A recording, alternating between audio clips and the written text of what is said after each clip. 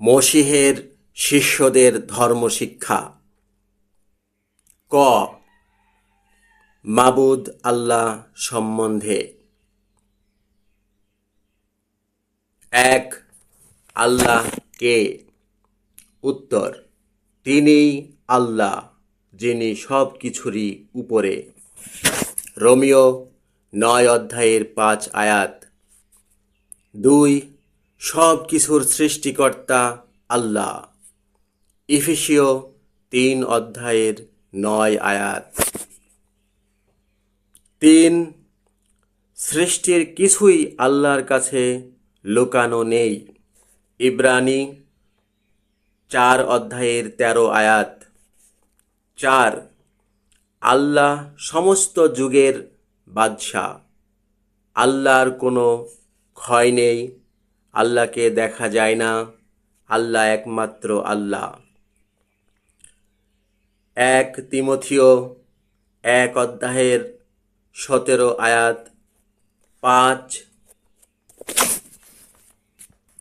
গৌরবময় আল্লাহ একমাত্র শাসনকর্তা, বাদশাদের বাদশাহ ও প্রভুদের প্রভু।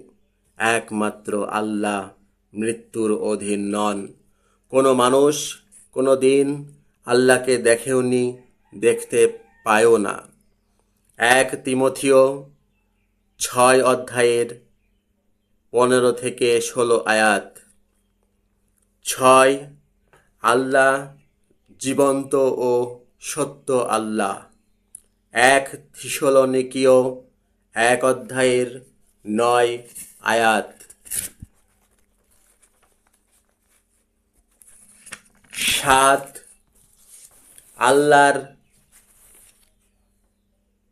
৭.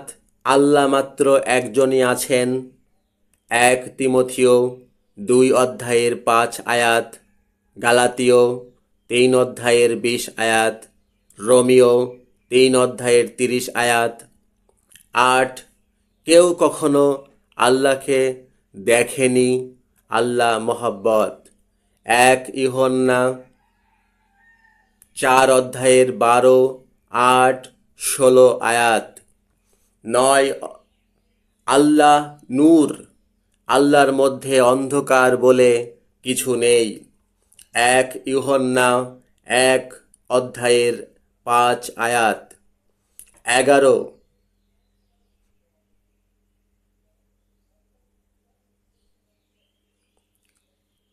কোনো খারাপই আল্লাহকে গুনাহের দিকে টানতে পারে না, আর আল্লাহ কাউকে গুনাহের দিকে টানেন না। ইয়াকুব ১:১৩। ১০. আল্লাহ সমস্ত নূরের পিতা। ইয়াকুব ১:১৭। ১২. আমাদের জন্য আল্লাহ মাত্র একজনই আছেন, তিনি পিতা, তার কাছ থেকে সব কিছু এসেছে। ১ করিন্থীয় ৮:৬। ১৩. সকলের আল্লাহ ও পিতা মাত্র একজনই আছেন, তিনি সকলের উপরে, সকলের মধ্যে ও সকলের দিলে আছেন। এফেসীয় ৪:৬। ১৪. উৎসাহদাতা আল্লাহ এবং আমাদের হযরত ঈসা মসীহের আল্লাহ ও পিতা এবং শান্তিদাতা আল্লাহ। রোমিও ১৫:৫-৬-৩৩। ১৫. আমাদের হযরত ঈসা মসীহের আল্লাহ ও পিতা, তিনি মমতা পূর্ণ পিতা, সমস্ত সান্ত্বনার আল্লাহ। ২ করিন্থীয় ১:৩। ১৬. আমাদের হযরত ঈসা মসীহের আল্লাহ গৌরবময় পিতা। এফেসীয় ১:১৭। ১৭. আমাদের হযরত ঈসা মসীহের আল্লাহ ও পিতা, তিনি চিরকাল গৌরব পাবার যোগ্য, তিনি জানেন। 2 করিন্থীয় 11 অধ্যায়ের 31 আয়াত। 18 শান্তিদাতা আল্লাহ, অনন্ত আল্লাহ ও জ্ঞানী। রোমিও 16 অধ্যায়ের 20, 26, 27 আয়াত। 19 আল্লাহ বিশৃঙ্খলার আল্লাহ নন, তিনি শান্তির আল্লাহ। 1 করিন্থীয় 14 অধ্যায়ের 33 আয়াত।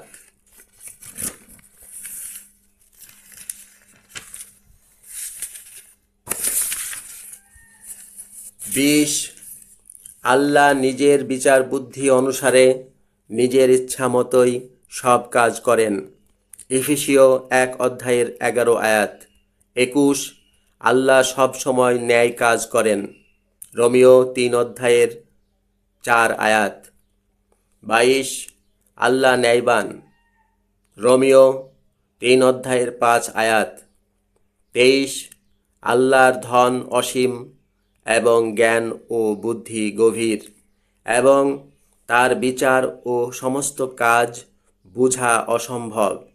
রোমিও 11 অধ্যায়ের 33 আয়াত। 24 আল্লাহ সবসময় সত্যবাদী। রোমিও 3 অধ্যায়ের 4 আয়াত। তীত 1 অধ্যায়ের 2 আয়াত। 25 আল্লাহ তাআলা আমাদের নাজাত দাতা। তীত 1 অধ্যায়ের 3 আয়াত। তীত 2 অধ্যায়ের 10-13 আয়াত। 26 জীবন্ত আল্লাহ সব মানুষের নাজাত দাতা।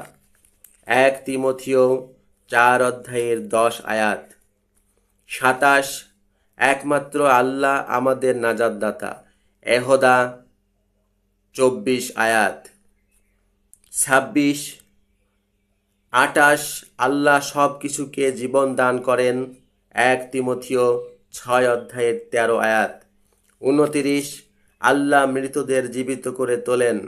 2 করিন্থীয় 1 অধ্যায়ের 9 আয়াত। 30 আল্লাহ মৃতকে জীবন দেন এবং যা নেই তা আছে বলে ঘোষণা করেন। রোমিও 4 অধ্যায়ের 17 আয়াত। 31 আল্লাহ বিশ্বাসযোগ্য। 1 করিন্থীয় 1 অধ্যায়ের 9 আয়াত। 32 আল্লাহ নির্ভরযোগ্য এবং তিনি অন্যায় করেন না। 1 ইউহান্না 1 অধ্যায়ের 9 আয়াত। 1 থিসলনিকীয় 5 অধ্যায়ের 24 আয়াত। 33 আল্লাহ মানুষের দিলের তালাশ করে দেখেন এবং পাক রুহের মনের কথাও জানেন। রোমিও 8 অধ্যায়ের 27 আয়াত। 34 আল্লাহ আমাদের দিল যাচাই করে দেখেন। 1 থিসলনিকীয় 2 অধ্যায়ের 4 আয়াত। 35 আমাদের আল্লাহ ধ্বংসকারী আগুনের মতো। ইব্রানী 12 অধ্যায়ের 29 আয়াত। 36 জীবন্ত আল্লাহর হাতে পড়া ভয়ঙ্কর ব্যাপার। ইব্রানী 10 অধ্যায়ের 31 আয়াত। 37 আল্লাহ কঠিন ও দয়ালু। রোমিও 11 অধ্যায়ের 22 আয়াত। 38 আল্লাহ মন বদলান না। রোমিও 11 অধ্যায়ের 29 আয়াত।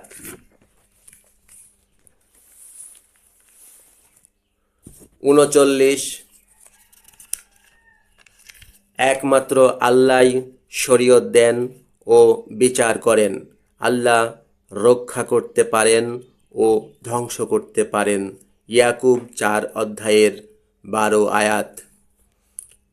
40 আল্লাহ বাড়িয়ে তোলেন, আল্লাহই সব।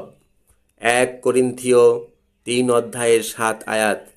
41 আল্লাহ দুঃখিতদের সান্ত্বনা দান করেন। 2 করিন্থীয় 7 অধ্যায়ের 6 আয়াত। 42 আল্লাহই আলফা এবং ওমেগা, তিনি আছেন, তিনি ছিলেন, তিনি আসছেন, তিনি সর্বশক্তিমান। প্রকাশিত কালাম 1 অধ্যায়ের 8 আয়াত। 43 সর্বশক্তিমান মাবুদ আল্লাহ, তিনি আছেন ও তিনি আসছেন, তিনি পবিত্র, পবিত্র, পবিত্র। প্রকাশিত কালাম 4 অধ্যায়ের 8 আয়াত। 44 চিরজীবন্ত আল্লাহ সিংহাসনে বসে আছেন, তিনি প্রশংসা, সম্মান ও ক্ষমতা পাবার যোগ্য। তিনি সব কিছু সৃষ্টি করেছেন, তার ইচ্ছাতে সব সৃষ্টি হয়েছে এবং টিকে আছে। প্রকাশিত কালাম 4 অধ্যায়ের 9-11 আয়াত। 45 আমিন প্রশংসা, গৌরব, জ্ঞান, শুকরিয়া, সম্মান, ক্ষমতা ও শক্তি চিরকাল ধরে আমাদের আল্লাহর। প্রকাশিত কালাম 7 অধ্যায়ের 12 আয়াত। 46 সর্বশক্তিমান মাবুদ আল্লাহ, সমস্ত জাতির বাদশাহ। আল্লাহ যুগ যুগ ধরে চিরকাল জীবিত আছেন। প্রকাশিত কালাম 15 অধ্যায়ের 3-4, 7 আয়াত। 47 আল্লাহ পাক আছেন এবং ছিলেন, তিনি ন্যায়বান আর বিচার সত্য ও ন্যায়ে পূর্ণ।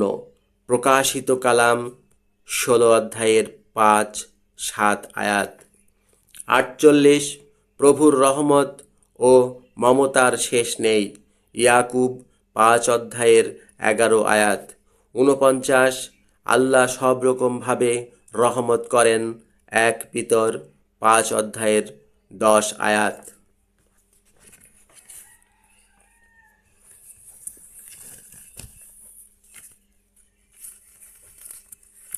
খ হজরত ঈসা মসীহ সম্বন্ধে।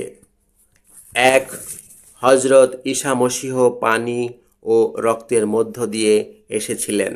1 ইউহান্না 5 অধ্যায়ের 6-11-12 আয়াত।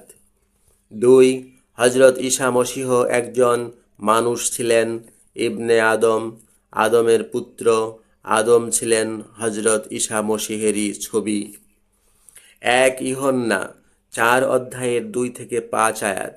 1 ইউহান্না 3 অধ্যায়ের 23-24 আয়াত। রোমিও 5 অধ্যায়ের 14-17 আয়াত। 3 আল্লাহ ও মানুষের মধ্যে একমাত্র মধ্যস্থ মানুষ মসীহ ঈসা। তিনি সব মানুষের মুক্তির মূল্য হিসেবে নিজের জীবন দিয়েছিলেন।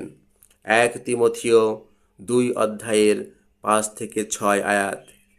4 শেষ আদম হজরত ঈসা মসীহ জীবন দানকারী রূহ এবং বেহেশতের মানুষ। 1 করিন্থীয় 15 অধ্যায়ের 45-49 আয়াত। গ ঈসা মসীহের সঙ্গে যুক্ত হবার বিষয়ে। 1 আল্লাহর রহমত কি বা কাকে বলে? উত্তর, সব দিক থেকে, অর্থাৎ সব কিছু বলবার ক্ষমতায় ও জ্ঞানে বেড়ে ওঠাকে আল্লাহর রহমত বলে। আল্লাহর রহমত পাবার জন্যই আমরা হজরত ঈসা মসীহের সঙ্গে যুক্ত হব।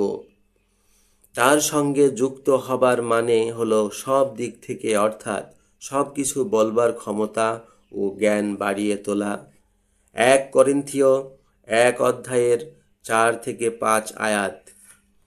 2 হজরত ঈসা মসীহের সঙ্গে আমরা কিভাবে যুক্ত হব?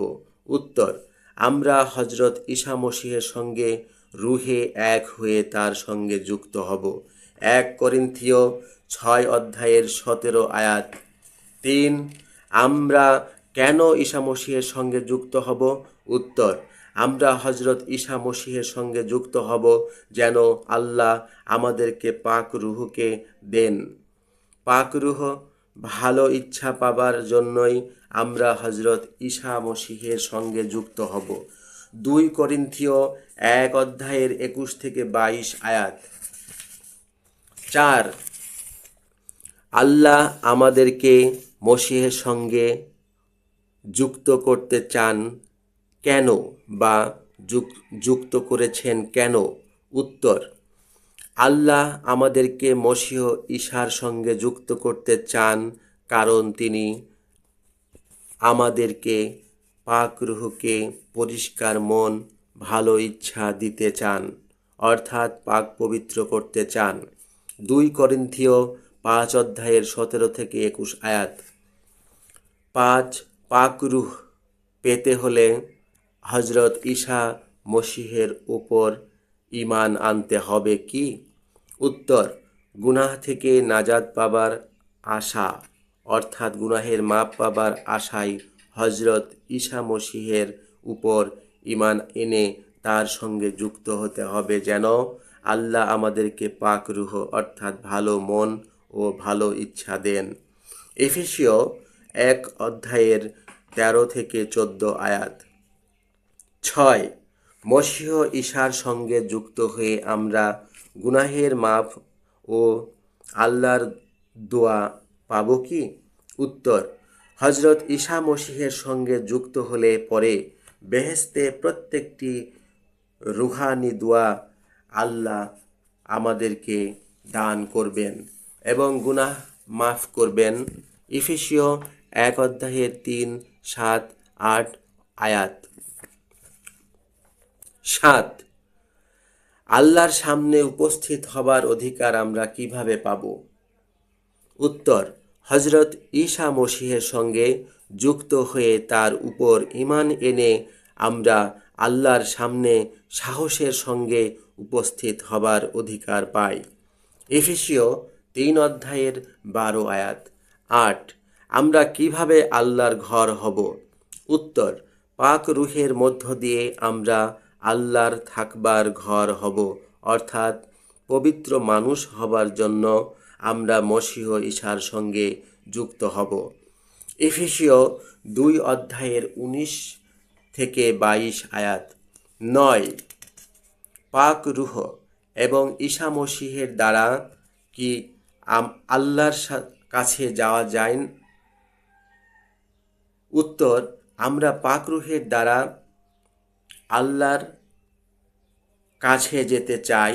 মসিহের সঙ্গে যুক্ত হয়ে তার মধ্য দিয়ে আল্লাহর কাছে যাবার অধিকার সকলেরই আছে। তাই হজরত ঈসা মসিহের সঙ্গে যুক্ত হব। এফেসীয় 2 অধ্যায়ের 13, 18 আয়াত। 10. হজরত ঈসা মসিহের সঙ্গে যুক্ত হবার মুখ্য ও প্রধান উদ্দেশ্য ও লক্ষ্য কি? উত্তর: আমরা যাতে সৎ কাজ করে জীবন কাটাই, সেজন্যই আমরা হজরত ঈসা মসিহের সঙ্গে যুক্ত হব। আল্লাহর অবাধ্য না হবার জন্য এবং গুনাহ না করবার জন্যই আমরা হজরত ঈসা মসিহের সঙ্গে যুক্ত হব। তাহলেই আমরা গুনাহ থেকে নাজাত পাব, মুক্তি ও অব্যাহতি রক্ষা পাব, বাধ্যতা ও ন্যায় ও ভালো কাজের দরুন আমরা গুনাহ থেকে ছাড়া পাব। এতে আমাদের সার্বিক কল্যাণ নিহিত রয়েছে। এফেসীয় 2 অধ্যায়ের 1 থেকে 10 আয়াত। 11. জাতি, ধর্ম, বর্ণ নির্বিশেষে সমান সুযোগ ও একই দোয়া কিভাবে পাওয়া যায়? উত্তর: হজরত ঈসা মসিহের সঙ্গে যুক্ত হয়ে অ-ইহুদিরা ইহুদিদের সঙ্গে একই সুযোগের অধিকারী হয়েছিল,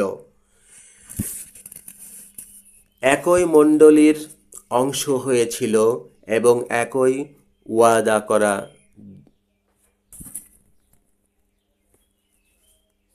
দোয়া আশীর্বাদের ভাগী হয়েছিল। আর আমরা যেন আল্লাহর সামনে যেতে সাহস পাই, আল্লাহর সামনে উপস্থিত হবার অধিকার যেন আমরা পেতে পারি, সেজন্যই আমরা হজরত ঈসা মসিহের সঙ্গে যুক্ত হব। এফেসীয় 3 অধ্যায়ের 6-12 আয়াত।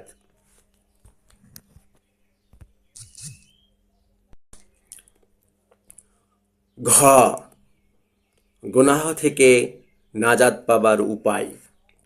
1, গুনাহ কি এবং গুনাহগার কারা?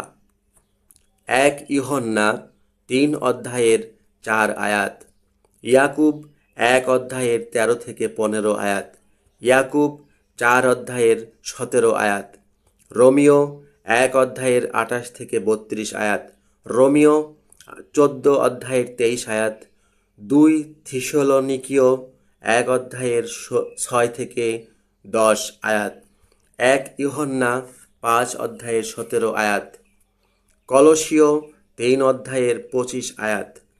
2, প্রত্যেককে শুনবার জন্য আগ্রহী হতে হবে, কিন্তু তাড়াতাড়ি বলতে না যাওয়া, রাগ না করা, কারণ আল্লাহ আমাদের কাছ থেকে সৎ জীবন আশা করেন।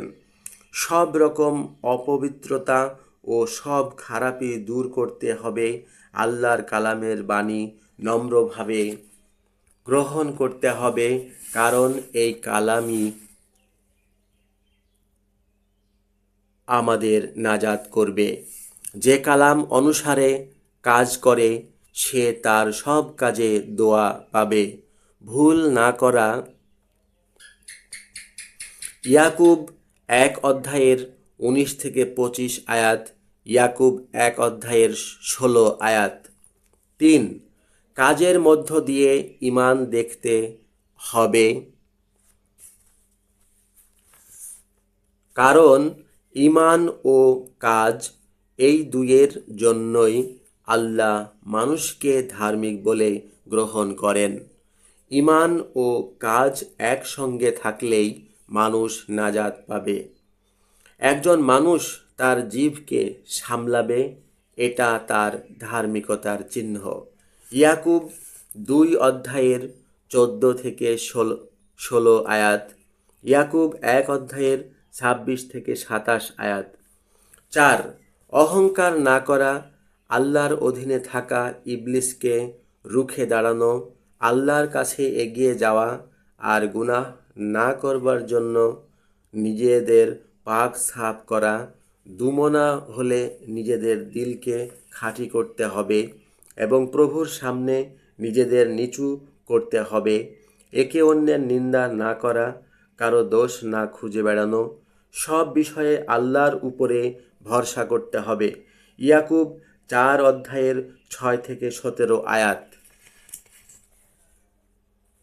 5, বিশ্বস্ত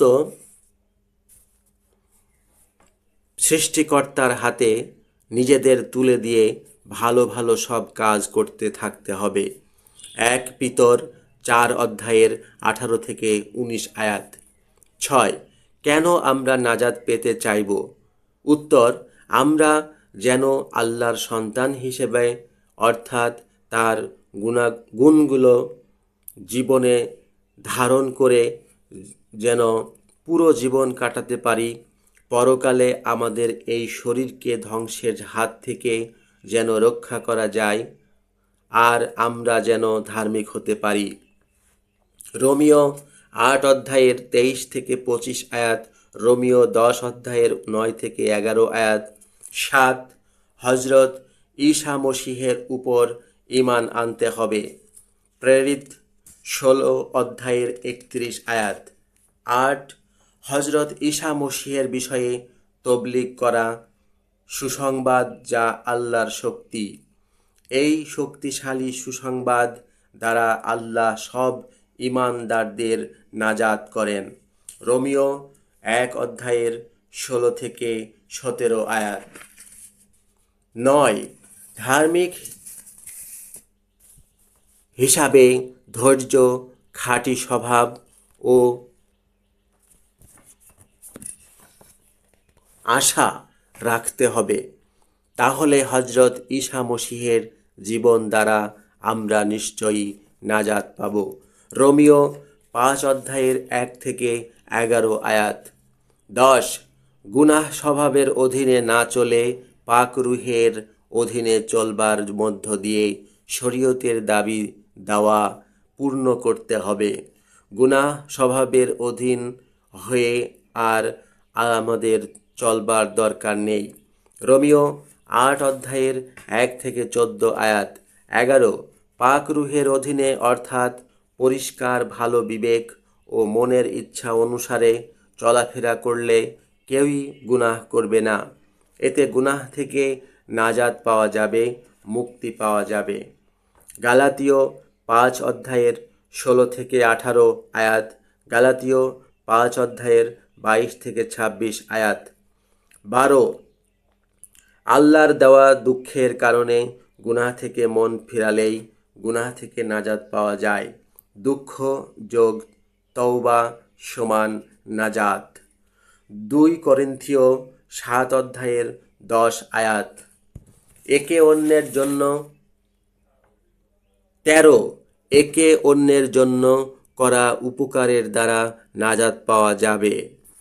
1 করিন্থীয় 10 অধ্যায়ের 32 থেকে 33 আয়াত। 14 আল্লাহর রুহের মধ্য দিয়ে আমাদের ধুয়ে পরিষ্কার করে পবিত্র করে ধার্মিক বলে গ্রহণ করা হলে আমরা নাজাত পাব। সমস্ত গুনাহ ত্যাগ করলে আমরা ক্ষমা ও নাজাত পাব। 1 করিন্থীয় 6 অধ্যায়ের 9 থেকে 11 আয়াত। 15 হজরত ঈসা মসীহ শরীয়ত পূর্ণ করে শরীয়তের শক্তি বাতিল করেছেন। এর মানে মসীহ ঈসা শরীয়ত মতে চলে শরীয়তের মধ্য দিয়ে জীবন পেয়েছেন, যেন তার উপর যারা ঈমান আনে তারা আল্লাহর গ্রহণযোগ্য হয়, অর্থাৎ শরীয়ত পূর্ণ করে শরীয়তের শক্তিকে বাতিল করে শরীয়তের মধ্য দিয়ে জীবন পায়। সেই ঈমান হলো হজরত ঈসা মসীহ মৃত ও জীবিতের প্রভু এবং আল্লাহ তাকে মৃত্যু থেকে জীবিত করে তুলেছেন। এই ঈমানের ফলে আল্লাহ আমাদের ধার্মিক বলে গ্রহণ করবেন এবং নাজাত দেবেন, অর্থাৎ গুনাহ মাফ করবেন। রোমিও 10 অধ্যায়ের 1 থেকে 10 আয়াত। 16 আমাদের বিবেক পরিষ্কার রাখতে হবে, আল্লাহর ভালো কাজ করতে হবে, তাহলে শরীরে মারা গেলেও রুহে আবার জীবিত হওয়া যাবে। পরিষ্কার বিবেকের সারাই তরিকাবন্দি। ঈসা মসীহের মৃত্যু থেকে জীবিত হয়ে ওঠা আমাদের গুনাহ থেকে নাজাত পাওয়ার প্রতীক বা রূপক অর্থ। এভাবে আমরা নাজাত পাই, গুনাহের ক্ষমা পাই। 1 পিতর 3 অধ্যায়ের 16 থেকে 21 আয়াত। 17 হজরত ঈসা মসীহের নামে নাজাত পাওয়া যায়, কারণ নাজাত তার হাতেই রয়েছে, অর্থাৎ তার মাধ্যমে আমরা নাজাত পাব। প্রেরিত 4 অধ্যায়ের 12 আয়াত। প্রকাশিত কালাম 7 অধ্যায়ের 10 আয়াত। 18 যে গুনাহ করে, যে অবাধ্য, সে একজন মৃত মানুষ। আল্লাহর রহমতে প্রত্যেক মানুষ নাজাত পায়, এটা আল্লাহর দান। গুনাহের ক্ষমা ও নাজাত পাবার একমাত্র উদ্দেশ্য সৎ কাজ করে জীবন কাটানো। এফেসীয় 2 অধ্যায়ের 1 থেকে 10 আয়াত। 19 ঈমানের পরীক্ষা যোগ খাঁটি ঈমান সমান সম্পূর্ণ নাজাত। মনকে জাগিয়ে তোলা, নিজেদের দমনে রাখা, দোয়া পাওয়ার পূর্ণ আশা নিয়ে অপেক্ষা করা, খারাপ ইচ্ছা অনুসারে আর জীবন না কাটানো, সমস্ত চালচলনে ঠিক আল্লাহর মতো পবিত্র হতে হবে, আল্লাহর প্রতি ভয়ে জীবন কাটাতে হবে। চিরকালের জন্য গুনাহ মাফের উপায় রক্ত দ্বারা আমরা মুক্ত হয়েছি। নিজের দিলকে পাক সাফ করতে হবে। একে অন্যকে দিল দিয়ে গভীর ভাবে মহব্বত করতে হবে। অন্যদের ক্ষতি করবার সব রকম ইচ্ছা, সব রকম ছলনা, ভণ্ডামি, হিংসা এবং সব রকম নিন্দার কথাবার্তা নিজ নিজ দিল থেকে দূর করতে হবে। নাজাতের পূর্ণতার দিকে এগিয়ে যেতে হবে। 1 পিতর 1 অধ্যায়ের 3 থেকে 25 আয়াত। 1 পিতর 2 অধ্যায়ের 1 থেকে 3 আয়াত।